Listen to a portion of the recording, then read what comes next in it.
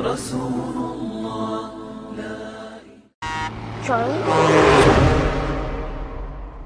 كل نفس ذائقة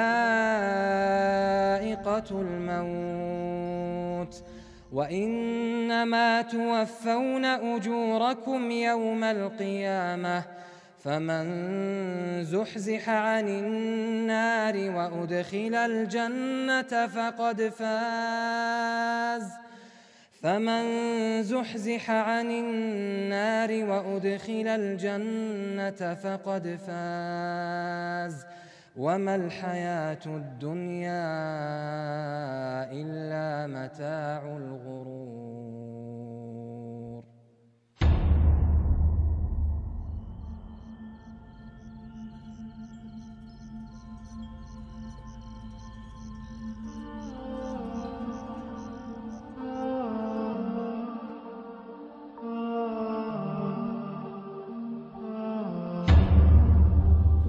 Let me tell you this story, a recent story.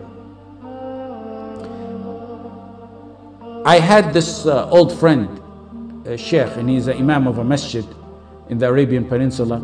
And I wanted to check up on him. I finally found, maybe a couple months ago, his wife's contact. And when I asked about him, she said that he's been in prison for approximately 7 years. I haven't spoken to him or heard of him in over 12 years or so. No charges, of course, nothing, just in prison.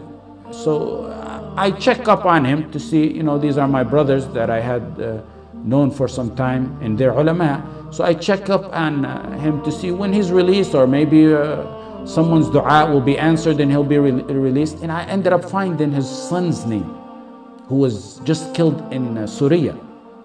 And I had forgot he had an older son, because when I knew him, his son was just a youth, teenager, not even maybe a pre-teenager.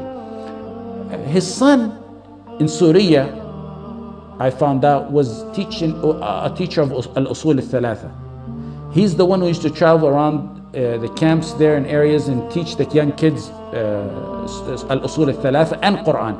In fact, a lot of those young kids that you see who have clips reciting al-usul al-thalatha or portion of it, a lot of them were his students. He was in a camp, they were attacked or something, I'm not sure, but he had his camera on, and I seen this footage. He went to defend and help his brothers. He had the camera on, and the camera was recording. And he got suddenly bullets that he himself didn't know about. You know what happened? As soon as the bullet stung him, he uttered ashhadu, at the spur of the moment, ashhadu an la ilaha illallah wa anna Muhammadan Rasulullah. He said it maybe 15, 20 times right after, ashhadu an la ilaha illallah anna Muhammadan Rasulullah. Then he began to pray 2 rak'at. No one came to his aid. I think maybe one person possibly came to his aid and ended up getting shot as well over him.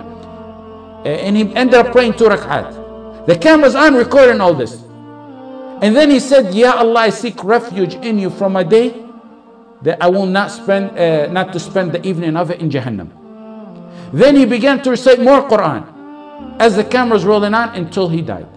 I ask you by Allah, when one gets in a car accident, or he's hitting a nail in the wall, and the nail hits his finger, what's the first word he utters?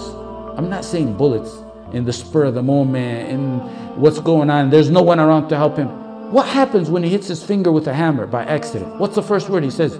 Or when he gets in a fender bender, what's the first word one says? Is it ashhadu an la ilaha illallah, or one of those words that we can't even mention in this halaqah? It's the tawheed and ikhlas. He was walking around al-usul al-thalatha, and it's not about al-usul al-thalatha, it's about the tawheed and ikhlas in the heart.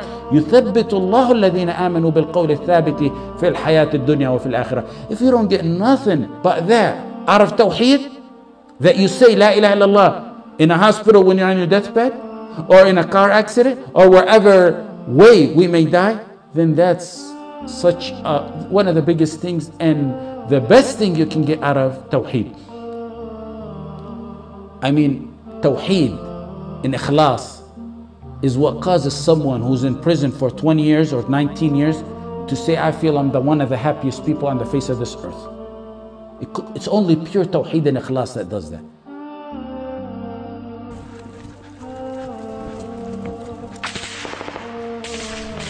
His last words were La ilaha illallah. And the Prophet ﷺ said, Man kana akhiru kalamihi la ilaha illallah, dakhala al-jannah. Whoever's last word is La ilaha illallah will enter paradise. I don't know on the day that I die that I'll be able to say that. I'm just hoping that I will.